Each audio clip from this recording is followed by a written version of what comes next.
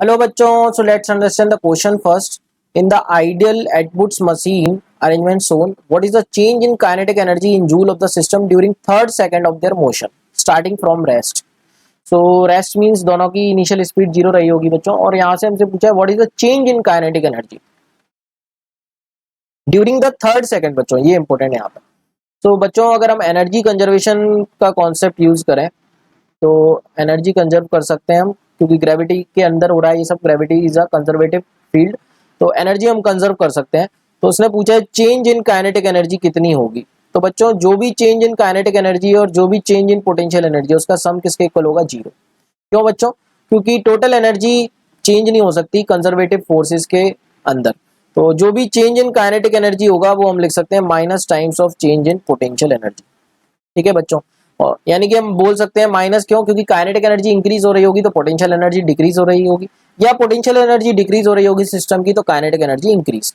यानी कि बच्चों अगर हम मैग्नीट्यूड वाइज बात करें तो kinetic energy and potential energy का मैग्नीट्यूड तो चेंज होने का दोनों का सेम रहेगा। तो यहाँ पे हम क्या करते हैं, थर्ड सेकंड में पोटेंशियल एनर्जी कितने से चेंज हो रही है सिस्टम की ये निकाल लेते हैं बच्चों। तो बच्चों अगर हम बोले ये सिस्टम नीचे की तरफ जाएगा से, हम मान लेते हैं इसका एक्सेलरेशन ए। तो सबसे पहले तो हम एक्सेलरेशन निकालते हैं न्यूटन्स लॉज ऑफ मोशन की हेल्प से। एक्सेलरेशन हम लिख सकते हैं net force on the system upon net mass of the system. तो बच्चों हम देख सकते हैं नेट फोर्स सिस्टम पर कितना होगा। अगर हम बात करें इस पे नीचे की तरफ mg which will be mass is 1, तो इस पे नीचे की तरफ फोर्स g होगा, और इस पे नीचे की तरफ फोर्स कितना होगा बच्चों? 4g mg से। तो सिस्टम पे नेट फोर्स हम देख सकते हैं कितना हो जाएगा, 4g माइनस जी अपॉन नेट मास कितना है बच्चों? 4 और 1 5। तो यहाँ से हम देख सकते हैं जो नेट एक्सेलरेशन आया that is 4g minus g that is 3g upon 5। अगर g की वैल्यू हम 10 लें तो ये हो जाएगा 6 मीटर पर सेकंड स्क्वायर। तो बच्चों यहाँ पे हमको सिस्टम का एक्सेलरेशन पता चल गया।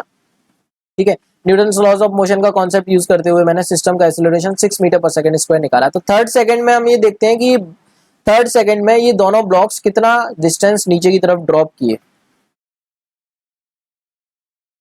तो बच्चों एस एन एथ का फॉर्मूला यूज करेंगे अगर यहाँ पे हम, तो एस एन एथ कितना होता है हमारे पास? u plus a by two into two n minus one.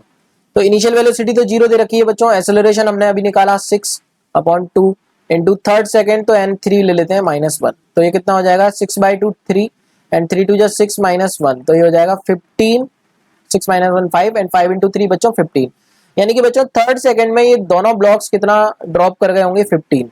मतलब बच्चों जो नीचे वाला ब्लॉक है हमारा 4 kg और 1 kg, अगर हम बात करें ये 4 kg है और ये 1। तो बच्चों यहाँ से हम बोल सकते हैं ये नीचे कितना ड्रॉप हुआ? 15 मीटर। तो डेफिनेटली ये ऊपर कितना आया होगा? 15। क्यों? क्योंकि स्ट्रिंग तो एक ही है बच्चों, दोनों एक ही स्ट्रिंग से कनेक्टेड है। तो जितना 4 kg वाला नीचे जाएगा उतना 1 kg वाला ऊपर आया होगा, ऐसा हम बोल सकते हैं। सो बच्चों अगर हम बात करें net change in potential energy, तो इसकी पोटेंशियल एनर्जी डिक्रीज हुई और इसकी इंक्रीज। तो डेल्टा पोटेंशियल एनर्जी हम कितना लिख सकते हैं? इसकी पोटेंशियल एनर्जी इंक्रीज हुई तो इसको मैं पॉजिटिव ले लेता हूं mgh। तो कितनी हो जाएगी ये positive? This is 4 kg I am talking about. तो 4 kg की पोटेंशियल एनर्जी कितने से इंक्रीज हुई? सॉरी डिक्रीज हुई। नीचे जा रहा है तो ये डिक्रीज हुई, तो यहाँ पर हम ले सकते हैं माइनस। नीचे जा रहा है तो डिक्रीज हुई, तो -4 इंटू G10 और H कितना हो जाएगा इसका? 15। सिमिलरली बच्चों हम पोटेंशियल एनर्जी अगर 1 kg वाले ब्लॉक की बात करें तो ये ऊपर जा रहा है तो इसकी इंक्रीज हुई होगी, तो कितने ले सकते हैं?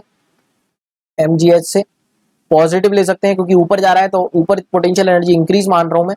तो ये हो जाएगा 1 इंटू G10 इंटू H 15। तो ये हो जाएगा 150 और ये हो जाएगा -1600। तो बच्चों नेट पोटेंशियल एनर्जी का चेंज कितना आ जाएगा? दोनों का एडिशन करेंगे तो -600 प्लस 150, तो ये आ जाएगा -450। तो बच्चों हम देख सकते हैं माइनस मतलब डिक्रीज हुई है सिस्टम की पोटेंशियल एनर्जी -450 से। तो सिस्टम की जो भी पोटेंशियल एनर्जी डिक्रीज हुई होगी हम देख सकते हैं उतनी ही काइनेटिक एनर्जी इंक्रीज हुई होगी। तो change in kinetic energy magnitude wise हम कितना बोल सकते हैं? 450। ठीक है बच्चों, सो आई थिंक इसने यही पूछा है what is the change in kinetic energy. So 450 is the correct answer. I hope you got the concept. Thank you so much and all the very best.